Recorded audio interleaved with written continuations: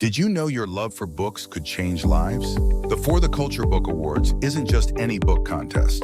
It's a celebration of diverse authors who create captivating stories that uplift African American culture. But here's the real magic.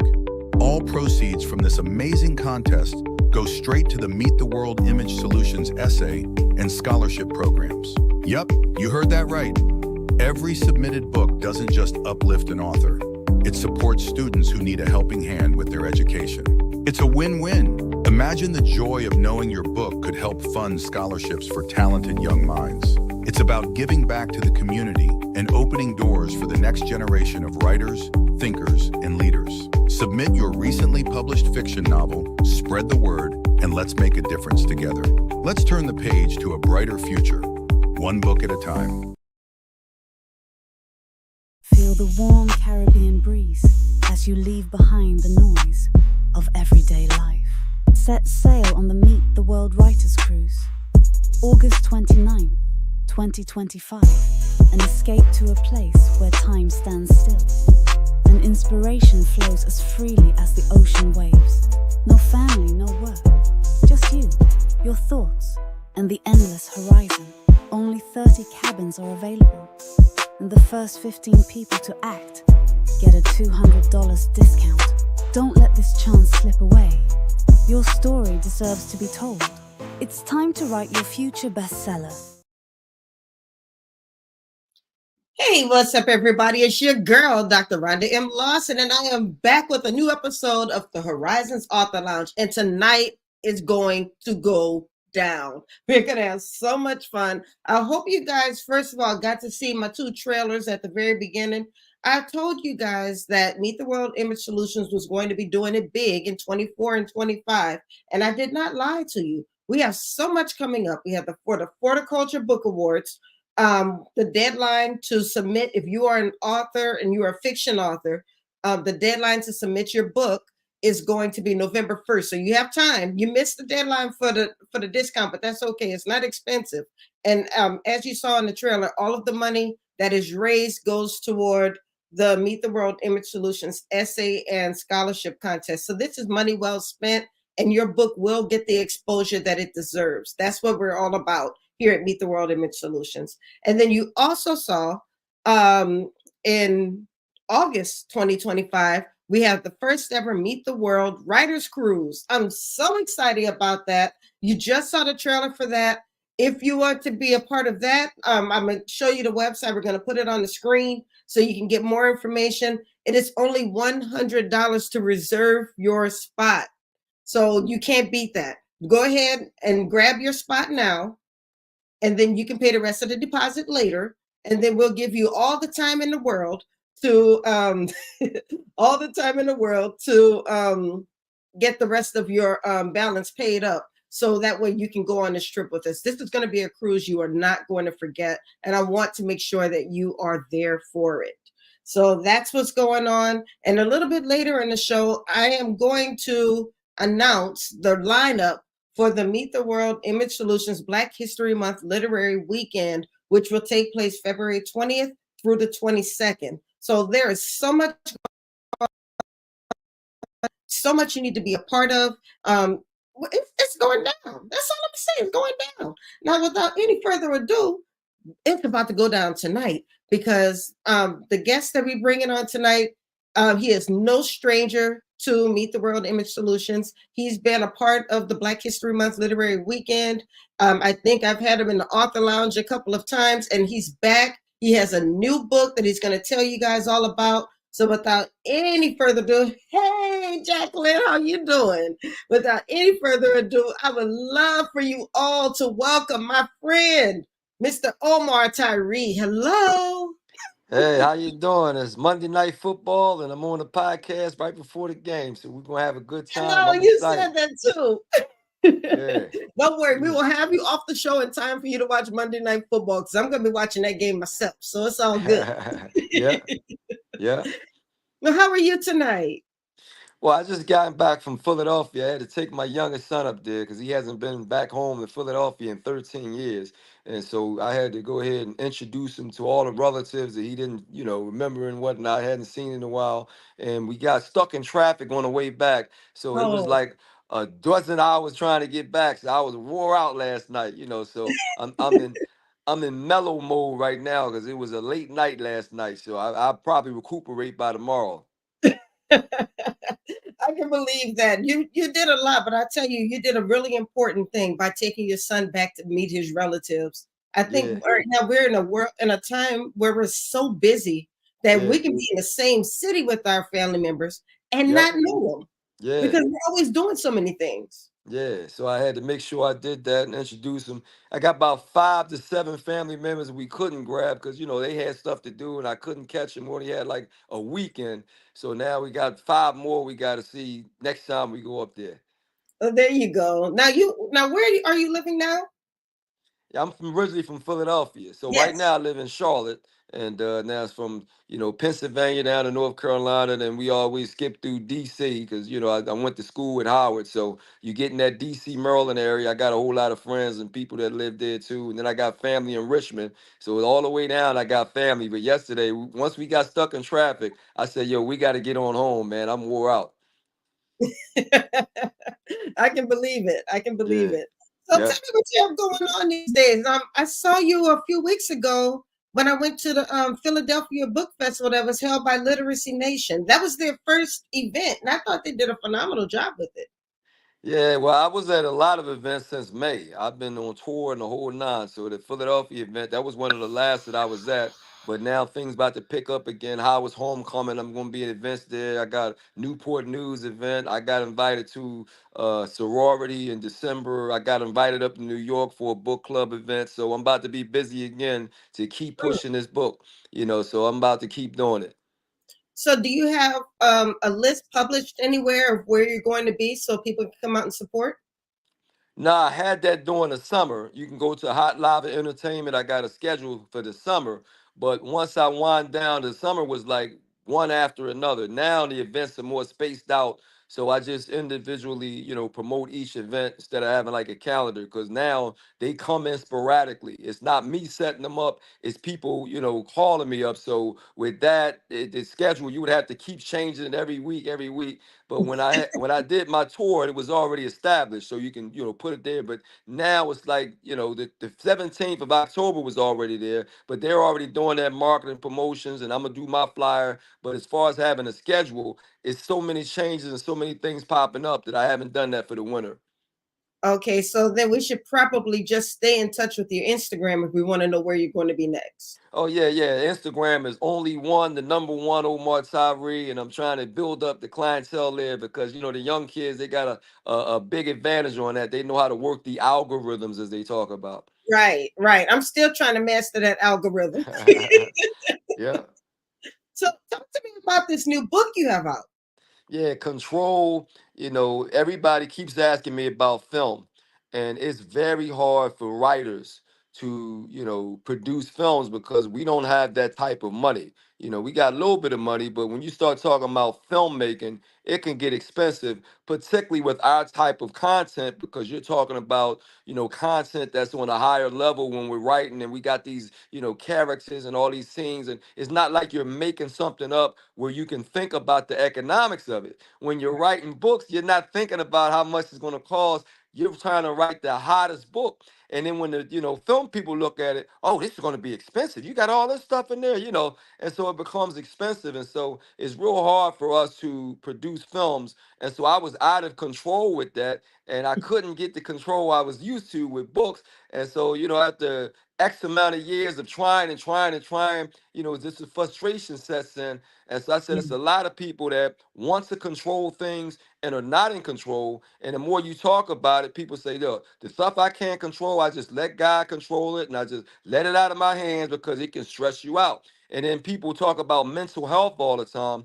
And when you can't control the things you want to control, you can mess up your mental health with the frustration and then trying to push people into things you want them to do. And then you mess up your interpersonal relationships. And now people don't like you and you're always pushing and shoving and up. And so I said, that's a good topic to write about because I never write topics just about anything. I'm not a random writer. I'm always writing about something that I have something passionate to say about it. And control right now, we got kids that got cell phones and they are in control of the cell phones and control of social media. And now you taking it away from punishment. And so everybody women are making more money now. They got more power. They want more control over everything.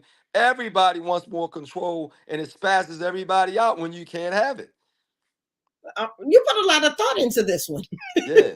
Awesome. I always do that. Every book I've ever put out, I put a lot of I don't do random books. I don't just, oh, I had this character in my head. I don't do that. I come up with stuff that really affect our community and stuff that I feel passionate about. And like Yes. I said, I had no control out of Hollywood, but it was driving me nuts, boy.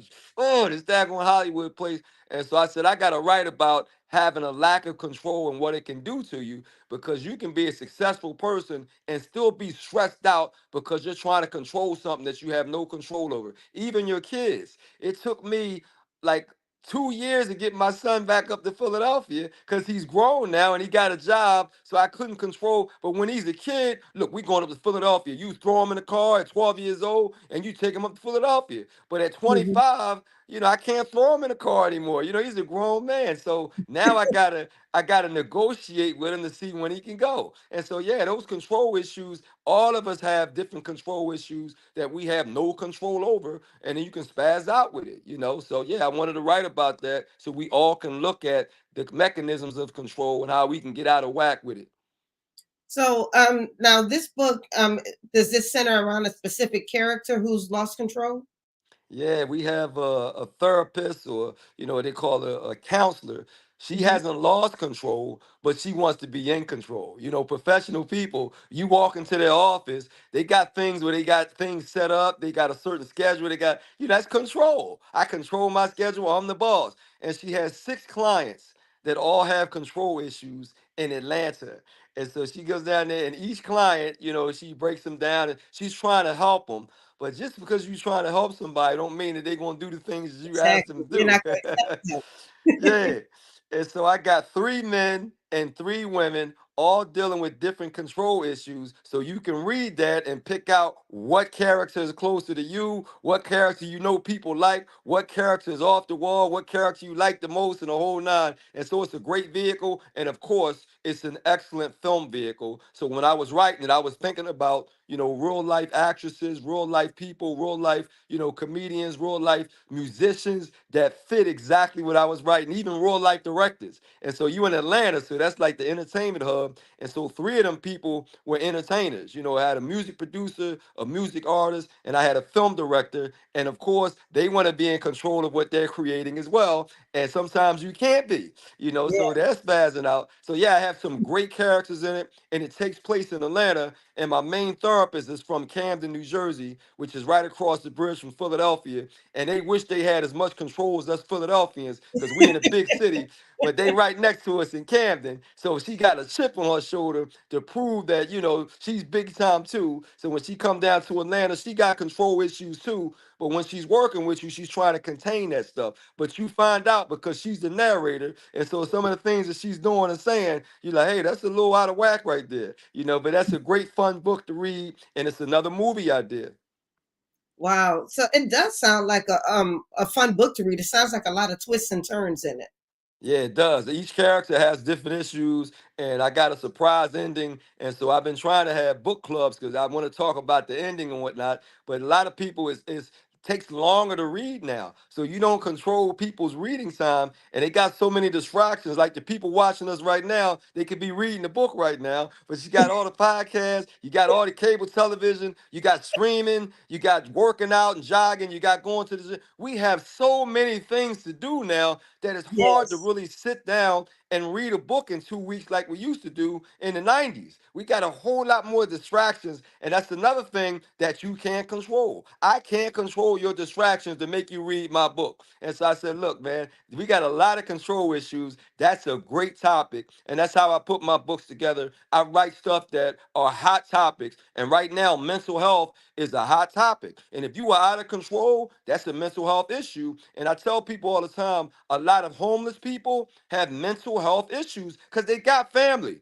Everybody got family. But I'm going to tell you what happens when you get a lot of homeless people. They don't get along with their family members because they got stuff out of whack, and the family members don't want to be dealing with them. Then they may not have a job because they can't deal with the job effectively. And so there's a Right. lot of mental health issues that ends up forcing them to be out on the street.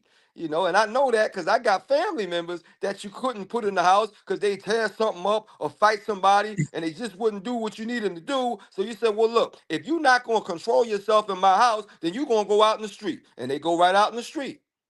Absolutely. Yep. Now, born the book series, she said she's loving the new target on Black community dealing with mental health issues, and I Yep. absolutely agree with that. There's a bigger focus on Black people pursuing therapy and actually taking care of their mental health. And Yeah. you remember, you're a Gen Xer like I am. You remember back when we were kids, and even before our generation, it's like you kept mental health issues behind closed doors. Yeah. You don't talk about that. We don't send people to therapy. We just want to pray it out of them, or we tell them to stay in a room. Oh, it's just a little crazy. It's my crazy cousin. Let's let him go ahead. Right. He'll be working out. Well, yeah, talking about hiding people in the closet and hiding them in the basement, and you know what I mean. Yeah, everybody got little something because everybody's not set the same way, and so you just leave them alone. But yeah, my book has 6 people who pay for therapy. And a lot of people don't do that. But my book is set up where they getting help or trying to get help because they still got the world that they got to deal with. And so every time you send them out back in the world, they get back in trouble, and then they go back in the therapist. Okay, this happened. How do I deal with this? Okay, this just happened. How would I deal with this? And then you get to the ending, and my ending gets really dramatic because now you got a book where you want to make some points. And so I make some dramatic points at the ending, but I can't tell you because it's a psychological thriller, and you never want to tell people about surprise endings. They got to read it and find out. Yeah, let's not ruin the surprise. We're gonna keep the surprise ending the surprise ending, okay? Yeah, yeah, So tell me, you've been writing for a long time, yep, and a lot of people still know you by Fly Girl. Fly Girl is always forever going to be connected to you. yeah, I think, at least with my generation, we enjoyed reading it because it was nostalgic. We right, remember the earrings and the stacks, and yeah, everything about the 80s was beautiful. We yeah, remembered all of that. yeah. So was that actually your very first book? No, it's my second book. My Okay. first book, my first book was Colored on White Campus. I went to the University of Pittsburgh before I transferred to Howard University. So I did 2 years at a PWI because I really was a football guy. I'm an athlete from Philadelphia. And I went to Pitt because I wanted to play for the Big East, Pitt Panthers in football. And then once I fell out of love with that because of all the politics and, social academics and economics and all that stuff with football, I fell out of love with it. Then I wanted to go to a HBCU, and I wanted to go to top dog with Howard University in Chocolate City, DC. And so I transferred to DC. But that was my first book. Colored on White Campus is now called College Boy because when you go to white campuses and you're from the inner city like I was in Philadelphia, boy, it's culture shock when you go to a school where now you 5% because in Philadelphia we like 50% and you didn't hang out.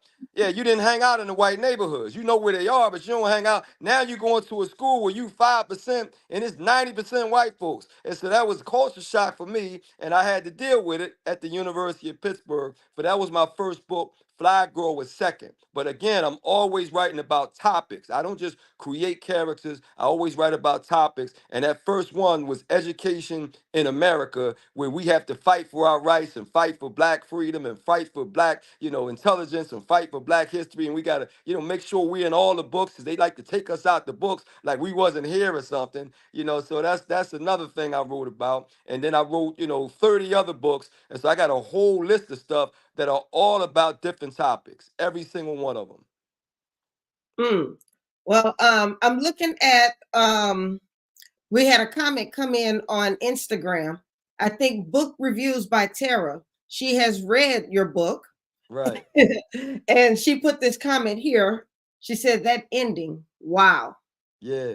That's why I'm trying to get people to read it so we can talk about it, why that ending occurred and what it means and all that. But again, I can't control how fast they read. Rhonda, I gotta wait.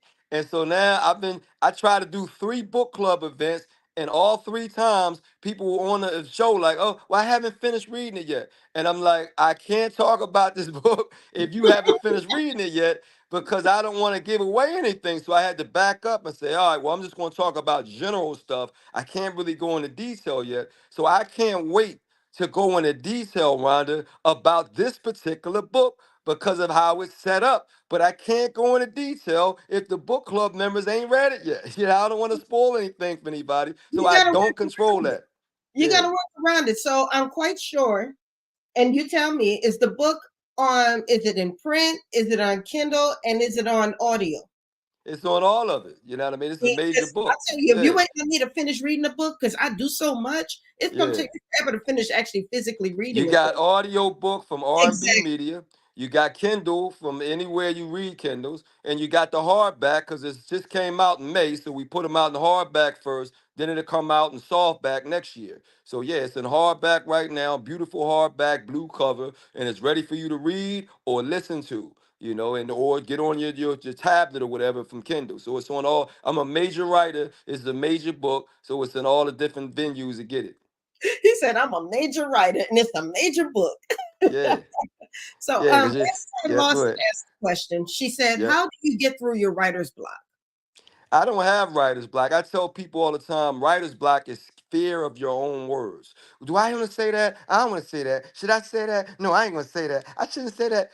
If you a writer, you like, I'm going to say it because this is what I got to say. And so you have to be bold and courageous enough to say what it is. But you get a lot of people that stop themselves from saying it. And I say, look, all writers know that we're crazy. So we just go allow ourselves to be crazy and write the book. And then when other people read it, oh my God, I was thinking the same thing. But if you're going to distract yourself and block yourself from writing it, then you never know that other people are as crazy as you are. So people that write all the time, we don't have writer's block. Now, if I need to do research on something because I don't know enough, then I'll go ahead now. I don't even have to leave my house. These daggone cell phones are loaded, man. You Google anything on your phone and computer now and find out anything you need to know. And so, yeah, I don't have writer's block because I'm not afraid of my words and I'm not afraid of putting it out there. And I will defend what I put out there because I'm always doing research and I'm always trying to be thorough. So a lot of times, writer's block comes from you being afraid of what you're going to say and how people going to respond to you. So you stop yourself from doing it. And I said, look, if you're going to be a writer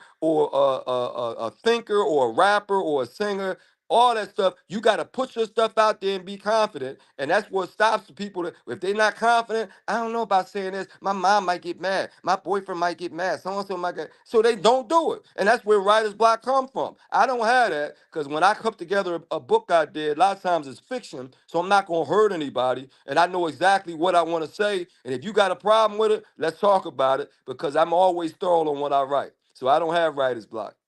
Okay, now you mentioned research. How do you Yeah. balance research with writing, and how do you know you've done enough research to begin your writing, or whether you've maybe done too much and you're trying to put too much into your writing? Well, for the most part, it's a ebb and what they call it, ebb and herb, whatever they call that. And it's like, Ebbs and I don't, flows. Yeah. yeah, yeah, yeah. So for the most part, I have characters that have nothing to do with the research. But if I'm talking about a woman who's a psychologist, then of course I got to know what psychologists do, how they set up their office, what they talk about, how they, you know what I mean, how their schedules are set up. So I had to know at least that much. But now my character is her own character. So I'm not going to make her mimic exactly what I know what they do, but now I got to create my own character. So you do research enough to validate their profession. Then you let them do who they're going to be, because it's still about the person, not the profession. But you have to be on point where a person, if they're a psychologist, you can't be so off the mark where they're like, well, this thing, what the heck is this? So you got to be on the mark, and then you still going back to the characters. And so I always had a grip on the characters, but if they had a certain profession as a police officer or a doctor or, whatever, a teacher, then I had to have enough research to know what they do on that job, so I'm not off the mark with that. All right, all right. Yeah, Now you mentioned that Control takes place in Atlanta, but yeah. you live in Charlotte. You're from Philadelphia. So how do you write about a city when you're not physically there? Have you ever been in Atlanta? Of course. So you telling me that you can't write about Atlanta? I've been in Atlanta about 50 to 80 times. So I've been in all that. I know how they act in Atlanta. I know their accents. So again, when you're a writer, you pick up stuff naturally. So if I Mhm. go to Chicago, this how Chicago. If I go out to LA, this how LA. If I go down to Houston, because I'm always on. So you can't be a writer or creative person rather, and go somewhere with your eyes closed. Because where you getting your information from? Where you getting your inspiration from? So it's like, no, I'm always open, and I'm always in Atlanta because that's like the new hotbed of the South now, right? But I Right. love New Orleans. I wrote about New Orleans. I wrote about Chicago. I wrote about LA. I wrote about the Caribbean. Right now I'm writing about Brazil. So yeah, you got to go. If you don't know about it, you got to go and visit it. But come on now, we all been in Atlanta at this point. If you a grown black person and you ain't been in, I've been there plenty of times. So it ain't no problem for me to write about Atlanta. All right now. Deborah McDaniel, she's an author and she's been following you for a while. She said you actually were going to be her mentor, but Deborah, I'm gonna fuss at you. You failed to stay in touch. She said Yeah. she failed to stay in touch, but she saw you at the the National Book Club conference back in Right. Atlanta. Right. Well, we're busy people, so I'm like a guy that I got a lot to do. So I never was really into the mentor thing. You know what I mean? They have to stay in touch. Want me to be the mentor? A lot of times you doing things, you writing things, you traveling, and so it's like you going to stay in touch. I stay in touch with family. I stay in touch. But if the mentor thing, you got to keep reaching out. You're the one that wants to get the information. So if I have a mentorship with Walter Mosley, I can't say, hey man, stay in touch with. No, I'm gonna reach out to him. Hey Walter, what you doing? And then sometimes he'll reach back to me. So sometimes it ain't just on me. You gotta reach out and make sure you're still there to make sure I know you're still there. But yeah, I'm still here. So if you got all my social media information, then reach back out. Well, I will say that, and I don't think that you have ever failed to get back in touch with me. If I reached out to Right. you, you were always going to respond, You and got to so I do your always work. appreciated that. Yeah, you got and do a lot of these kids when you follow them or you send them a text message, they consider it fanning out, so they ignore you. I don't ignore you. So if the sister said I fell out of touch, that means she fell out of touch. No, she Hit said me back she up. fell out of touch. She didn't say Yeah, you. It wasn't your fault. yeah. She said that Okay. she Oh, she okay, said good it was deal. your fault. Yeah, I'm here. I'm still here. So if she hit me back up, I'm still gonna be Omar. I'm still gonna help her. Yeah, Yeah. she said she apologizes, but she loves you, and you Oh, were it's cool. available when she reached out. Okay. Yep. Yeah, so she wasn't gonna call you out in front of all the people now. Yeah, I'm a Philadelphian. We blue collar people, man. So I'm used to a lot of people. That's what I was showing my son. He was born in Delaware, and then we moved him down here to Charlotte, where you got a lot more open space. But when you in Philadelphia, if you been in my city, boy, you ain't got no open space in Philadelphia. Everybody right on top of you with that row house thing. And so we always know that we are part of the community. Philadelphians, all of us, we are very much a part of the community because you can't get away from people in Philadelphia. They right on top of you. They right next to you. They everywhere. And so you know that. This is true. Now, Mark Bosajor, he's one of our regular listeners. He said that he hopes he can meet up with you when you're in Atlanta next year.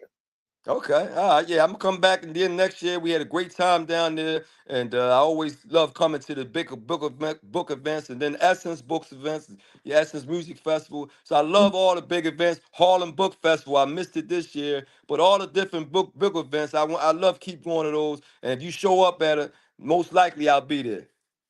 Yeah, I was at Harlem Book Fair this past year. I had a great time. I was selling books, meeting people, having a good time. And then a monsoon came through and snatched our tent Wow, and flew it through the air. A wow, whole bunch of my books got wet. I was like, "Oh shoot!" So we had to hurry up and pack them all up. But I have such good supporters that I posted the books that got wet on Facebook, and a few of my friends bought the books from me. So that was nice. wow. Good deal. Yeah, I heard that it was just moving it to September. I don't know if there's as many people as it used to be when it was in the middle of July. So some people were saying, Yeah, oh, it's different. Yeah. Reborn the book series. She said the rain was a hater. You got it. It Yeah. was a hater. So Yeah. you said you said you're going somewhere October 17th. Can you remind us where is that? Newport News, Virginia. That's Allen Iverson's town, and that's Michael Vick basketball and football town. A whole lot of athletes come out of there, and I had a tremendous, great event in early June in Newport News, Virginia. It was incredible. In fact, it was May 30th, right before June. Incredible. Then I had another great event in Richmond, Virginia, downtown. That was incredible. And so Newport News is bringing me back October the 17th, the library, and it's a college that I'm going to go ahead and put on all my social media stuff. Only one Nice. Omar Tyree on Instagram. Everything else is Omar Tyree. And the website, Hot Lava Entertainment. Since you asked me about the schedule, I got to go ahead and create a schedule again because I haven't done that. But now I'm like, you know what? Go ahead and do it anyway and pop on the stuff where you're going to be in New York for November Yeah. the 15th, where you're going to be in, North Carolina, December the 7th, and the different events that pop up. So I'm going to where I'm going to be for homecoming, and I just looking at that now, Georgia Avenue, right across from the business building. So now I can start adding stuff. So you got me there. I'm gonna start adding stuff back to my little schedule for the There fall you season. go. Well, Yeah. I'm gonna let you know we're gonna have to get you for the Black History Month Literary Weekend 2026. That's going to be in New Orleans, so I'm gonna have to get you there for that, Okay. and hopefully Okay. we'll get you to the Harlem. I mean, it's not the Houston Book Festival, the National Black Book Festival in Houston, which takes Okay. place in October. Okay. I think that's what, late October. So I got to see when Well, Howard's normally it is late homecoming. October. Yeah, Yeah. this time it's gonna be mid October, but normally it's late October. Okay, okay. So I got to see when that date is because I got the 17th, and I got to look at what Howard's homecoming date is. So that's I start looking at dates and then go ahead and put the calendar together and the schedule. But that Well, it sounds 17th like is we need locked to reach in. out to you Yeah. soon because you stay busy. Yeah. Well, you have to. If you want to sell books, the books ain't gonna sell themselves. That's Especially now if they're not reading them. Cause see, word of mouth used to sell, but if they're not reading them, you got to be extra busy now because now they can't do the word of mouth. Girl, that book is great. You got if they don't read it, oh, I'm still working on it. So they're not gonna promote it as much as they still working on it. So that right. forces you to do more promotion if the word of mouth ain't gonna help you in this new era. Now you are a person who does what I like to call guerrilla marketing. You're going to hit them from all different angles, and you're constantly talking about your book. And sometimes authors kind of shy away from that because they don't want to be accused of always self promoting. So Yeah. how do you get past that?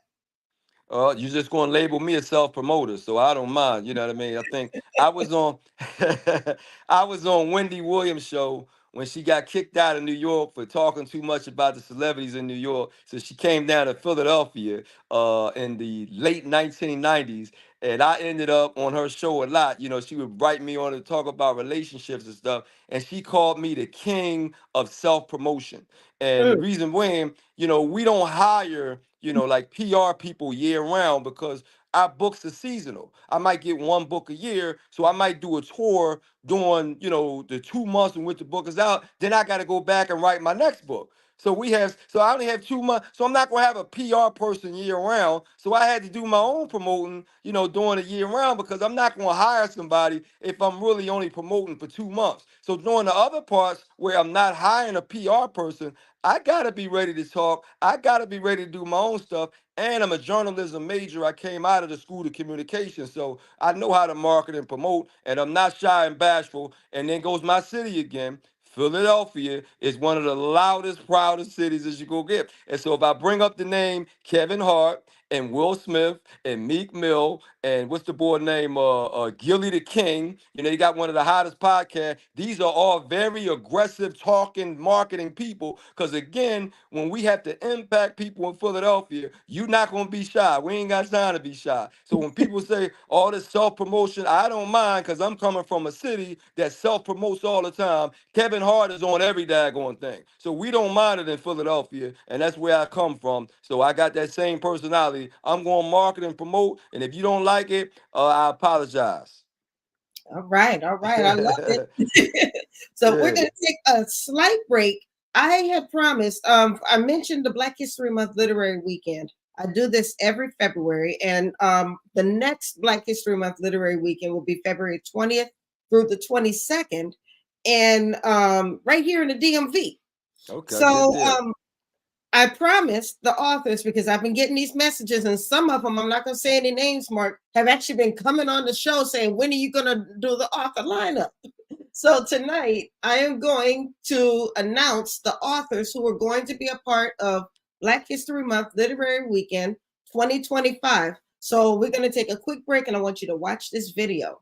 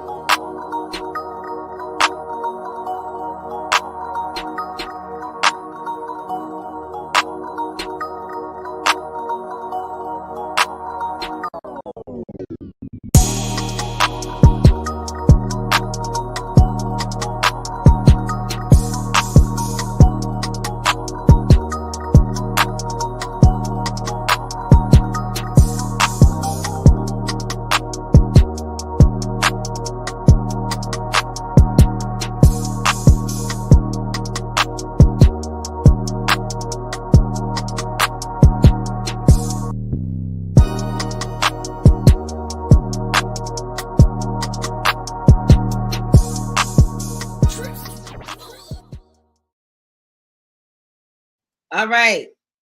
Those are the authors who are going to be a part of Black History Month Literary Weekend 2025. I am looking forward to it. It's going to be 3 days. It's going to be amazing.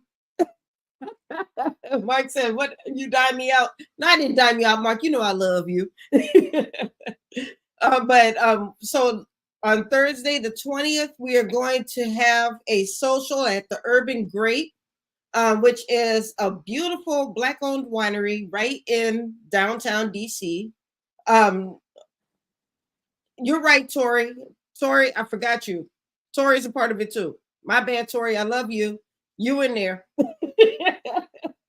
I forgot to include you because we talked late. I mean, we talked that in Philadelphia, but you in there. You in there.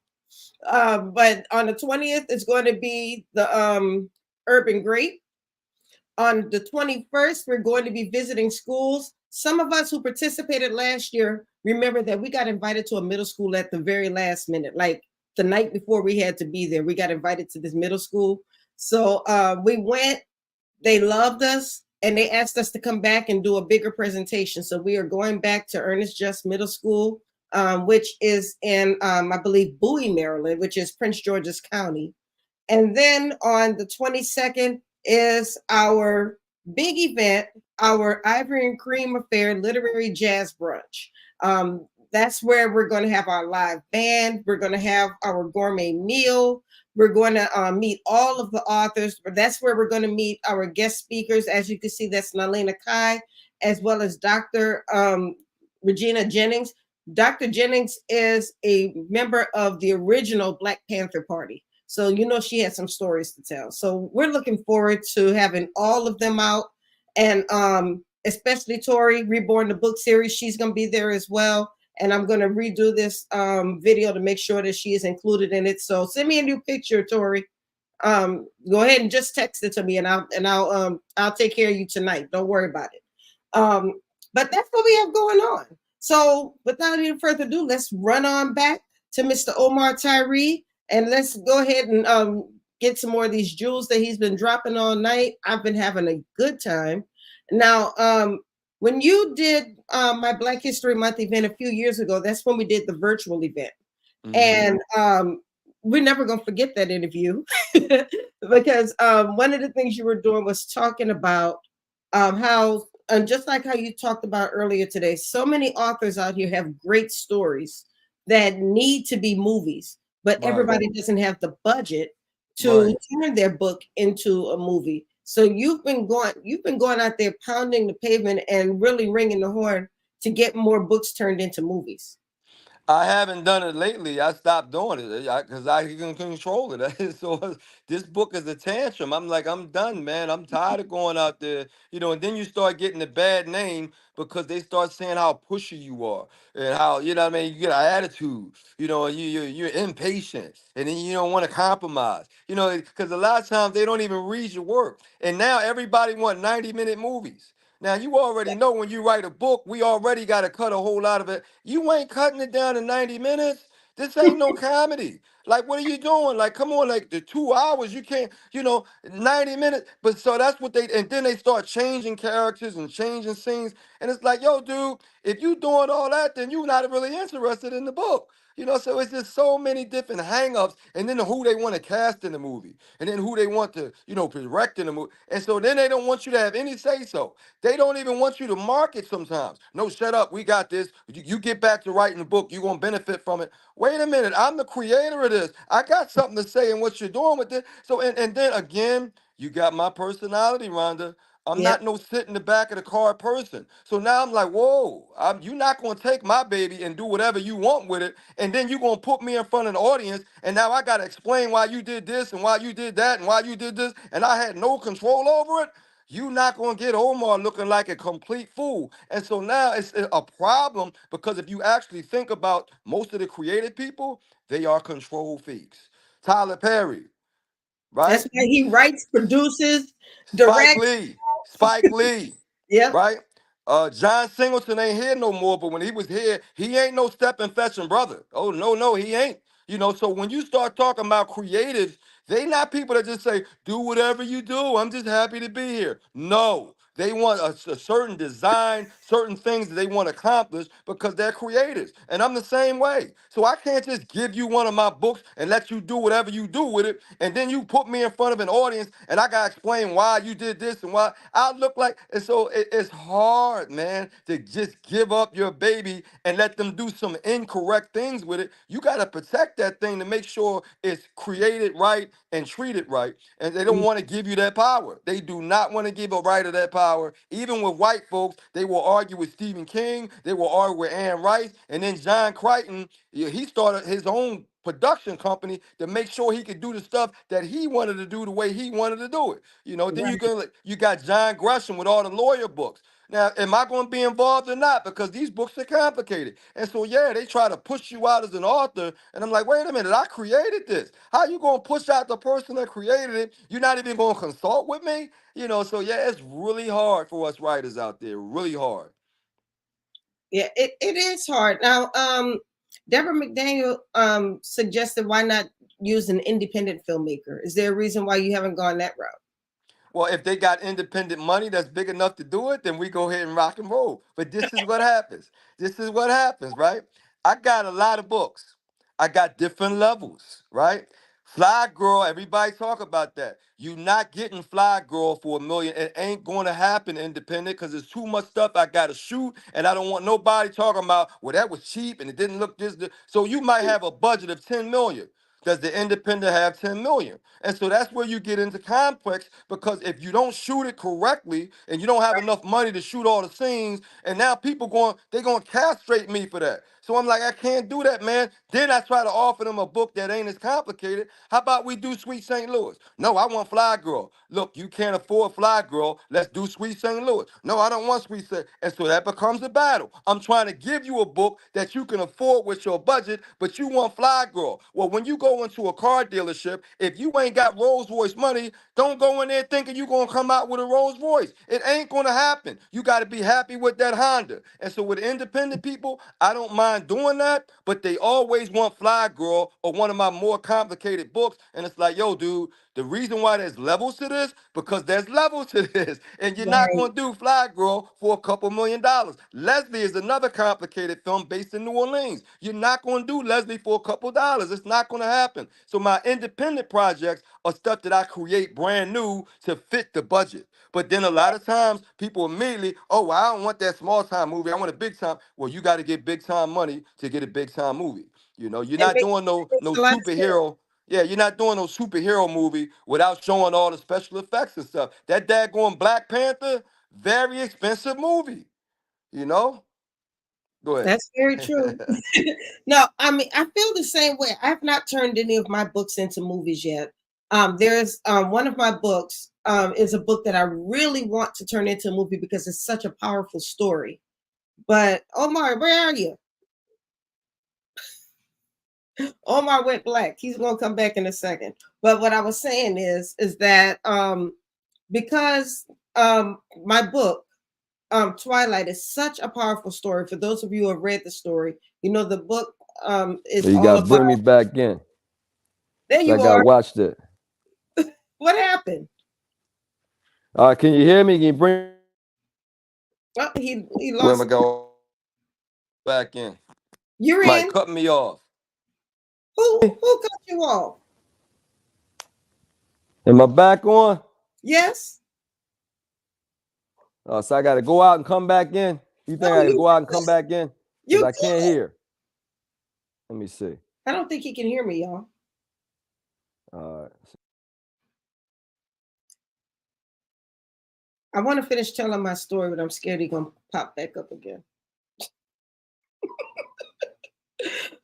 So anyway, it's a powerful story. For those of you who have read Twilight, you know what I mean. It's all about teenage sexual assault.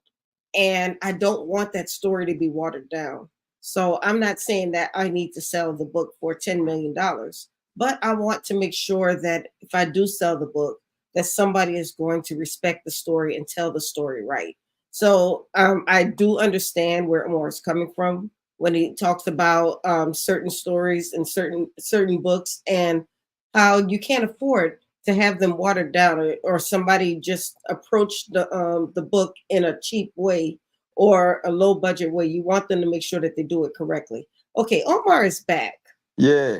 Somebody called, one of my uncles called me up and cut me off. So I got to figure out Oh, how to make sure I put this thing on silent. No ring. There you go. Put that thing on no ring. Got me. All right. So yeah. Yeah. So well, you were talking about your project. yeah, I was just saying, I was telling the audience that I have a book called Twilight, and even though I'm not saying that it has to be sold for $10 million, it's such a powerful story because it's all about sexual assault, and I want to make sure that because of the message in that book, that it's done right. So I Right. understood where you were coming from when Right. you were talking about not wanting to have somebody lowball Flag Right. Leslie, because Right. those were two Right. very powerful Right. stories. It's different levels. Every movie is not the same thing. And that's where it gets like, come on, that they Hollywood knows that. You know that. So like why? But sometimes they try to disrespect black content. You know, oh, it's just some little urban book. It's not some little urban book. It's a whole period piece. The 1980s is a whole period. It's not some little romance book. It's an entire materialistic era of the 1980s. Like you can't just squeeze that in some little no. And then you got a whole city character with it. It's a Philadelphia movie. And then they start saying, "Oh, well, we can shoot it in Atlanta for a tax break." Sister Rhonda, have you ever been to Philadelphia? I have. Have you ever seen any part of Atlanta that looks like Philadelphia? I have Any not. part? No, ain't nowhere in Atlanta that. So now you're going to shoot in Atlanta on one block that you try to make look like Philadelphia. Well, we talking about the 80s. We walked everywhere in the 80s. We didn't stay in one block. You like those Mhm. things? And then the playgrounds we have in Philadelphia and the schoolyards, they don't have that in Atlanta. So now you're trying to create stuff. And I'm like, for what? Just shoot it in Philly. Oh, it's going to cost too much. How many movies have we shot in New York? That's more expensive than Philly. So those type of decisions, and then they'll say, well, Omar doesn't understand the business. I understand this. When people watching it and it's supposed to be in a certain place, they know when it's not in that place, and now they're going to bad the movie or Yep. bound it, or they wasn't really there. Now you done created bad karma for your movie instead of shooting it where it's supposed to be so that people Mhm. can brag and push it. Now, when they did the movie Creed, that was in Philadelphia. But Creed Yeah. had a budget where they said, look, we don't care about how much it costs. We know Philadelphia has a certain look and we want that look. And so the Creed films were shot in Philadelphia. You know, you can't create the daggone art museum, run up the art museum. Like for what? Just run up the real art museum. And so it's a lot of decisions that Hollywood wants to make to try and be cheap to save a couple $100,000. And I'm like, if the Right. film costs 10 million, you really trying to change the whole film for a couple $100,000? It's silly. You know, but then they'll tell you, well, you don't understand movies, you don't know what you're doing. And so that arguments go back and forth, man. It's hard, real hard. Do you think that there is something that you would compromise on? Well, as far as the city is concerned, like where you shooting, No, I mean, for one of your books, because I mean, there are probably some things I think everybody's had to maybe compromise on, and I'm not saying that you have to compromise on anything because right, certain things right. need to be the Okay, way so they so are. I'm so just so let wondering, me is so it, so let me Mhm. ask you this. Let me ask you this, and this was it. Would I compromise on Sweet St. Louis, one of my other books? It's a love story, or do I compromise on Fly Girl? Good question. I don't know. I like all your books, so I don't think you should compromise on anything. But I guess sometimes you have to compromise to secure the bag.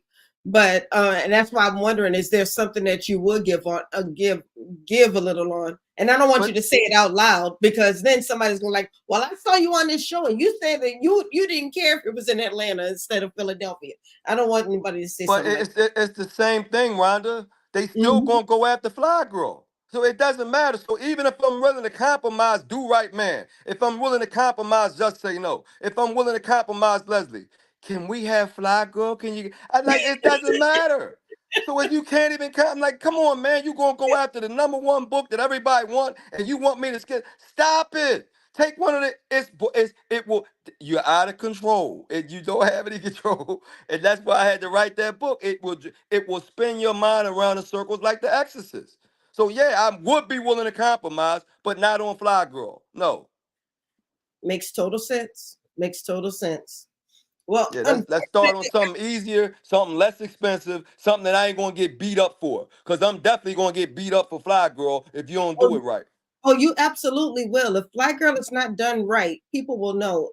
One of the first books I ever watched, or one of the first movies I ever watched that was based on a book, Mhm. as an adult, I think was Waiting to Exhale. Okay, wait And to Excel. Yeah. that first scene where Whitney walks in to go to the New Year's Eve party, Okay. every woman in the theater said, "Wait a minute, she wasn't wearing that color dress in the book." Why did everybody remember what color dress she was wearing? They were all like, "She wore a blue dress in the book. She's wearing a black dress on the screen." Everybody noticed that. So when you are into a book and a book means a lot to you, like Fly Girl means a lot Yeah. to so many Gen Xers, Yeah. people are going to see those intricacies that were not done right. And that's what makes it expensive, and that's what makes it detailed. And if the Hollywood people are not going to respect that, then what ends up happening, Rhonda, you end up compromising for the money. And what we could call that when we was coming up, a sellout. So that's Yeah. what we say. We don't say it as much now because everybody sells out now, right? We've been selling out. But when I was coming up, and what happens, Rhonda, you end up being in front of an audience that's attacking you. And Yes. I'm gonna tell you right now, I don't have that. I'm ready to fight somebody. I don't have that personality. You know what I mean? So it's like I already know I'm not gonna set myself up for that because then I'll be upset with myself because I know it's some things in the movie that I didn't agree with. Now I got to make an excuse for you when I didn't agree with it. That's going to be very awkward. Now I'm Absolutely. agreeing with you. I'm agreeing. Then they say, well, why'd you let them do that? If you don't agree with it, then I'm sitting there, well, because I was told to compromise. You look like a daggone ant. You look like a wimp. You look like somebody smacks you upside the head. And I'm just, everybody watching, I'm a true blue Philadelphian. I don't have that kind of personality. You ain't going to smack Kevin Hart in the head, and he only 5'3", and he'll still try to fight He you. is not 5'3". And he'll still try to fight you. And you saw what Will Smith then created a whole historical piece at the daggone Grammys, right? So, that's just how we are. So you're not going to put me in front of the audience where I got to apologize for my own art when you did something that I didn't agree with, and now you would say, oh, it ain't gonna happen to a Philadelphian. Jill Scott ain't gonna go for it either. That's just, we built a different way because we grow up with such a communal thing. We know they gonna get us. So we gotta make sure that we got it right, because they gonna be all in your face in Philly. You ain't lying. Same thing in DC. DC is tight like that. Man, why you let them carry you like that, Shorty? Why you let them do that, Joe? What's up, y'all? I know the lingo and all that. You got to be on point with it. I wrote a DC book. I know the lingo, so you got to be on point. Yeah, I told you guys that Omar Tyree was not going to disappoint. And unfortunately, we have come to the end of the show. I think that we have ended it on a note. But is there any final word that you would like to leave the audience? Well, Control is at the bookstores, it's on Amazon, Barnes and Nobles. Make sure, I know it's taking y'all a minute to read it, but you can take a year if you want. Just buy the book so you'll have it and read it at your own pace. But it has slowed me up from doing a whole lot of book club conversations, because now people, if they know they haven't read it, they're hesitant to have me in. So it's hard, but go ahead and buy the book and read it at your own, pace. And one day we'll get a chance to talk about it. Amen. Amen. And I just put the link back in the chat, and we'll put it on the screen.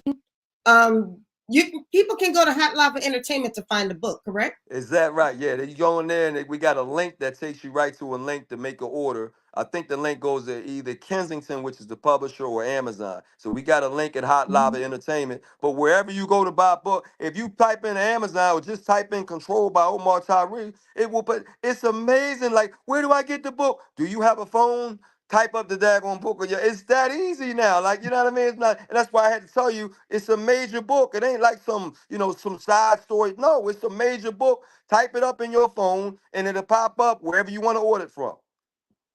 All right. All right. So Yeah. you heard it here. You heard it here first. Make sure you go out and get the book. And you don't happen to have a copy of it, do you?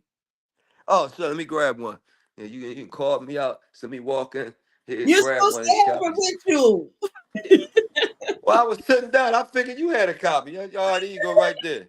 Yeah, so I'm not sitting on it. Okay, now you got it right there. Let me put it in this frame. So that's it. It's a blue book. Yeah. It looks like science fiction, but it's a thriller. You know what I mean? That had on that daggone science fiction blue to it with the face on there, and that's the Control, and that's the book there. Yep. All right. Well, thank you so much, Omar, for being on the show tonight. I truly, truly, once again, enjoyed you. And anytime you want to come back, all you have to do is just say the word. All right, thank you. That's only one Omar Tyree on Instagram where you can see everything. And thanks for having me, Rhonda. And I would love to be part of that daggone February show if I'm available. I got to see 20 to 22. You already got your lineup. No, But we'll see. Look, it's my show. If I want to put somebody else on the show, I can put somebody else on the show now. All right, so let's think. Let's see if I can fit in that daggone last weekend of February, unless it's a leap year, because then it'll go up to 29th, right? 28th, 29th. So I guess that would be the third weekend instead of the last weekend. Because you Right. said, The yeah, third the weekend. 20th to the 20th. Yeah, good deal. All right, so just holler at me and we'll see. All right. Thanks a lot. Thank you. Bye-bye. All right, everybody. I told you this show was going to be hot. So I want to thank you all for joining me. And I'm going to remind you guys about a couple of things, starting with... Did you know your love for books could change lives? The For the Culture Book Awards isn't just any book contest. It's a celebration of diverse authors who create captivating stories that uplift African American culture. But here's the real magic.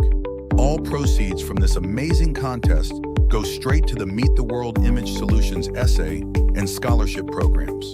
Yup, you heard that right. Every submitted book doesn't just uplift an author. It supports students who need a helping hand with their education. It's a win-win. Imagine the joy of knowing your book could help fund scholarships for talented young minds. It's about giving back to the community and opening doors for the next generation of writers, thinkers, and leaders. Submit your recently published fiction novel, spread the word, and let's make a difference together. Let's turn the page to a brighter future, one book at a time. Feel the warm Caribbean breeze as you leave behind the noise of everyday life. Set sail on the Meet the World Writers Cruise. August 29th, 2025. An escape to a place where time stands still. And inspiration flows as freely as the ocean waves. No family, no work. Just you, your thoughts, and the endless horizon. Only 30 cabins are available. And the first 15 people to act get a $200 discount. Don't let this chance slip away. Your story deserves to be told. It's time to write your future bestseller. All right, y'all. We have the Horticulture Book Awards. Deadline is November 1st. Make sure if you are a fiction author, you get your book in. And don't forget about the Meet the World Writers Cruise, which is setting sail August 29th, 2025. But you can start reserving your room now. The first 15 people to reserve their cabin will get a $200 discount. So you don't want to miss out on this. That's all we have for tonight. You can find more information about For the Culture Book Awards and the Meet the World Writers Cruise on all of the Meet the World Image Solutions social media platforms. And I can't wait to see all of you and support all of you and just love on all of you. Thank you so much for being a part of the show tonight. I will see you guys tomorrow night on Black Authors Matter TV. You can find us on the National Black Book Festival Facebook page. And then I will see you again next week, where we'll be interviewing 2 new authors and promoting their work just as much as we enjoyed tonight. So you guys have a wonderful evening. God bless you and good night.